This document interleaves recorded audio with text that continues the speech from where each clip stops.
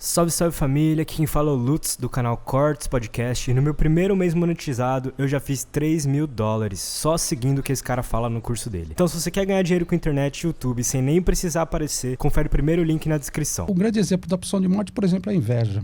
Não existe inveja branca, eu te admiro, olha, é inveja... Não, inveja é para destruir, não tem nada de inveja branca, nem de admiração. É pura pulsão de morte. Mas aí...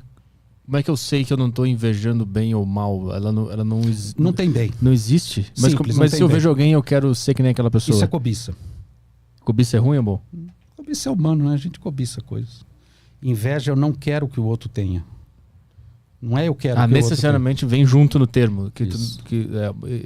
Tira daquele e dá pra mim. É isso? Não, ou destrói dele, assim ele fica sem igual a mim. E por que isso existe? Desde o bebezinho. Por quê? Só todos os bebês.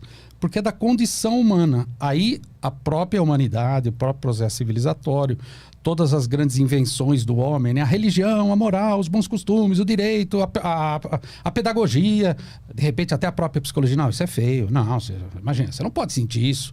Aí o que a gente faz? A gente reprime isso dentro da gente. Só que isso está sempre dentro da gente. Mas por que a gente criou esse sistema de repressão? Porque senão não seria possível a vida em grupo. Por exemplo, o que preço você paga para ser fiel no amor? Eu sou fiel à minha companheira, ao meu companheiro. Eu abro mão de todas as mulheres, ou de todos os homens, no caso, em face da escolha de um só. Mas não significa que eu não tenha desejo por outros. Não significa. Esse desejo fica, de alguma maneira, reprimido dentro de mim.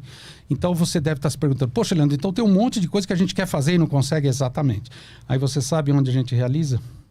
Onde? À noite, quando a gente dorme. No sonho? O sonho é puramente tudo que a gente queria viver, mas não vive. O sonho é a realização de um desejo insatisfeito. Mas e quando a gente sonha com uma coisa nada a ver, que tem um esquilo conversando comigo? É para você não entender. O analista vai falar, nossa, Arthur, que interessante. O que ele falava, esse esquilo? Esse esquilo te lembra alguém? O esquilo cinza, mas o esquilo é marrom, a cor cinza. Ela te evoca alguma coisa? Você começa... Não, mas cinza, eu me lembrei de uma coisa. Agora, tinha um tio, puxa vida, ele chegava da empresa, lá ele era um uniforme cinza. Esse tio... Vamos falar um pouquinho desse tio. Então, ao invés de você sonhar com o tio, você sonha com o esquilo. O sonho é um vômito do inconsciente. Grosso modo, né? É isso. E aí vem tudo confuso com referências que tu viu ontem. Sempre distorcido, para que você mesmo não entenda. Mas por que não é para eu entender? Porque aí dentro da gente tem uma coisa chamada superego e diz, você não pode desejar isso. Uma vez uma moça falou assim, ô Leandro, eu sonhei que eu tava na praia, pelada, correndo, tinha um monte de homem pelado correndo atrás de mim. Eu falei, Ela falou, putz, Leandro, quanto mais eu corria, mais eles se aproximavam. Eu falei, chegou uma hora que eles me pegaram, né? E eu falei, e aí? Aí eu acordei. Mas por que o sonho acontece, só que não é pra gente saber o que ele quer, se é uma coisa que a gente quer? É uma confusão do cacete. Não é autorizado você querer tudo, você não pode querer tudo. Por quê? Porque o social vem disso, é feio, não pode, hein? Para com isso, deixa de ser seja um bom menino, não pode falar isso, hein? Mas o social não é composto por diversas psiques iguais a essa? Exatamente. E de onde vem essa hipocrisia? Então, esses são os ideais da sociedade, é onde o nosso superego se nutre. Vamos voltar um pouquinho na pulsão de vida e pulsão de morte. Então, Freud escolhe, então dentro da gente tem uma coisa que leva à vida e que leva à morte. Então, o suicídio, em última instância, é um cara que a pulsão de morte venceu. Ele falou, chega, já tomei a decisão, vai ser hoje, a pulsão de morte venceu. Eu estou pegando um exemplo extremo. Agora, imagina alguém absolutamente criativo, realizador, e eu não estou falando de coisas que levam a dinheiro, não. Estou sentindo de realizar, de fazer coisas. Uma pessoa que a pulsão de vida está ali muito intensa. Ok, aí o Freud falou, bom, então é assim. Então, deixa eu entender, o ser humano ele se move pelo princípio do prazer. Mas tem o princípio da realidade. Que é isso que você acabou de falar, né? Vem a realidade, a moral, os bons costumes, fala uma coisa, a religião fala outra. Arthur, você não pode fazer isso, você não pode pensar isso. Quando alguém fala você não pode pensar isso, não significa que você vai parar de pensar, você só não vai mais admitir. Tem razão, não pode mais, tá? Mas dentro de você aquilo fica pulsando. Beleza, aí o que o Freud pensou? Falou, as pessoas se movem pelo princípio do prazer. Aí ele se deu conta, ele atendia caras que vinham da guerra, né? A guerra ainda não tinha acabado. Às vezes os caras voltavam, feridos e tal. Vamos cuidar dos caras, chama os médicos, chama os psi, né? E o Freud falava que o cara não parava de falar de coisas horríveis. Bom, meu amigo perdeu uma perna com uma bomba, outro levou um tiro no olho. O Freud falou, não, mas o cara vai falar uma vez, depois ele vai querer se esquecer disso. Não, o cara não parava de falar disso. Aí Freud se dá conta que isso é furado. Não existe somente o princípio do prazer e o princípio da realidade. E aí o Freud inventa um texto maravilhoso que diz, existe algo além do princípio do prazer. E Freud se dá conta de que o sujeito extrai um prazer meio, vamos dizer assim, questionável das coisas ruins. E aí Freud vai estudar o masoquismo. Quando ele estuda o masoquismo, ele fala, não, minha teoria está furada. Isso que era bonito do Freud. Não, está furada. Não é só o princípio do prazer. Ele fala, existe uma compulsão à repetição. Vou te dar um exemplo. Eu tive um parente, ele abriu 5 negócios depois de aposentado. Ele foi roubado por 5 sócios, até que no final não tinha mais nada, né? Só ficou com o nome sujo, cheio de dívida e tal. E ele falava, você não pode confiar em sócio. Eu, na época, ainda não estudava psicologia, psicanálise, mas mesmo como leigo, eu falava, o cara foi roubado 5 vezes por sócio, tem algo estranho aí. Depois de todos esses anos de estudo, de prática, eu falei, tem algo do cara nessa repetição. Então, isso que o Freud percebe. Poxa, então o ser humano repete coisas na vida dele, coisas até contra ele. Então o Freud falou, peraí, então tem uma coisa estranha. E o cara não se dá conta disso. Aí ele inventa a questão do inconsciente, né?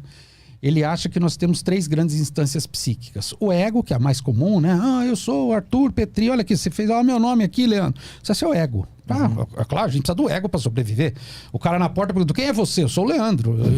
Eu tenho que saber que sou eu. De fato eu não sou nada, mas aqui eu sou o Leandro. Eu falei pra moça, você quer uma água, Leandro? Eu falei, sem água eu não sou nada. Eu falei, com água eu também não sou muita coisa. Eu sou o Leandro. Perfeito? Mas é só o ego da gente. É essa sacada do Freud. Ele falou, não, tem algo além. Aí ele acha que dentro da gente tem uma coisa chamada isso, que nós traduzimos para id, mas é bobeira. Em alemão mesmo é isso. Então olha como a gente usa essa palavra. Ô Petri, você já pensou nisso? Aí você fala, poxa, Leandro, nunca pensei nisso. Isso é incrível, Leandro. Isso me deixou boca aberta. Isso. Tem uma dimensão, o Freud falava que é a sede dos afetos, né? Onde... a gente não tem acesso ao nosso inconsciente, que é lá do nenezinho. Lembra que você falou, mas de onde vem a inveja? Lá de trás, o nenezinho é puro id. Aí o nenezinho vai crescendo, id, ego, ele vai tendo um ego, eu sou Paulinho, minha mãe, meu pai. Aí as pessoas, Paulinho não pode fazer isso, Paulinho não pode fazer aquilo, Paulinho não, isso é feio, Paulinho espera. Aí o Paulinho começa a notar que tem regras, que tem ordens, que tem normas, que dizem, Paulinho, você não pode, cara, ter tudo que você quer na hora que você quer. Começa a nascer dentro dele, né? Nascer metaforicamente falando, ele entra na escola e tal. A principal instância na relação com a cultura, que é o superego. Que é o quê? Que, na verdade, em alemão seria supraego. Por exemplo, nós moramos no Brasil. A gente responde à República Federativa, né? Que é o governo federal. Só que o Brasil responde à ONU. A ONU manda no Brasil. Então o superego seria uma espécie de ONU dentro da gente.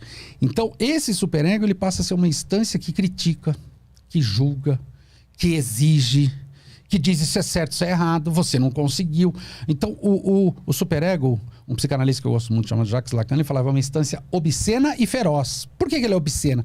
Porque ele exige tanto que o sujeito não consegue responder.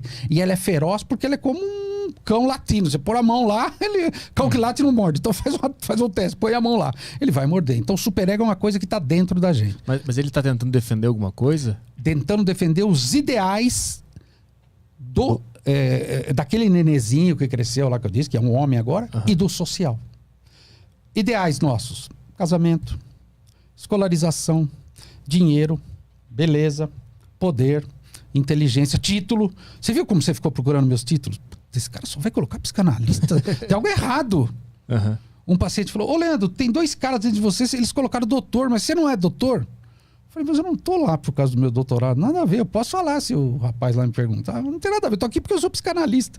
O superego ele tá diretamente ligado com a sociedade, então. A sociedade. O ego é consigo mesmo. Isso, o ego é eu com a sociedade. O superego é isso, mas é muito mais a sociedade com a gente. O superego é o que a gente espera da sociedade ou o que a gente imagina que a sociedade está pensando? Não, ao contrário. O superego é o que a sociedade exige da gente. Ah, o superego então é como se fosse uma força coletiva, assim. Não tá dentro do indivíduo o superego. Entra dentro do indivíduo e fica, nunca mais sai. Ah, então é como se uma parcela da sociedade entrasse na gente e toma... Você quer ver um exemplo? Toda criança no desenho veio mostrar o desenho pra gente. Ô, Arthur, olha o meu desenho. Você falou, que legal, Paulinho. Ficou bonito esse desenho. Ficou horrível, uma garatuja.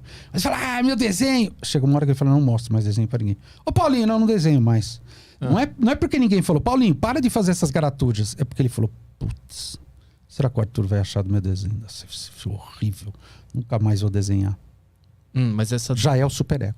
Mas se todo mundo sempre elogiou o desenho, por que ele teve isso? Não importa, porque ele pode achar que não. Ah, então quando o ser humano entende que existe uma sociedade, que existe um sistema de avaliação... Que existe o outro, exatamente. Aí o superego se instala. Isso. Aí o superego começa a cobrar um ideal dele. É por isso que a gente olha no espelho e fala, puta, tô gordo, meu cabelo não tá bom, tô magro, tô feio. Não, mas você não tá, pô, não, tá legal. Não, eu sou baixinho, não, eu sou alto. Nunca tá bom. Porque é um ideal de você mesmo que você escolhe. Vou dar um exemplo. Quando eu falo em público, eu sempre dou esse exemplo. Quando você vê gravação de você, né? Bom, hoje em dia é celular, mas antigamente, né? Tinha as gravações de casamento, né? Aí você fala, nossa, esse cara sou eu, mastigando de boca aberta, bêbado, vermelho. Não, deve ter algum problema na gravação. Ou quando você ouvia a sua voz na secretária eletrônica, lembra? Uhum. Olha, tem uma mensagem assim, eu falo, meu Deus, que é esse cara com essa voz? É você. Essa é minha voz? Porque você acha que você não é esse cara. Eu tenho isso com... Eu não consigo assistir esses podcasts. Por exemplo, depois. Acabou de comprovar a minha hipótese.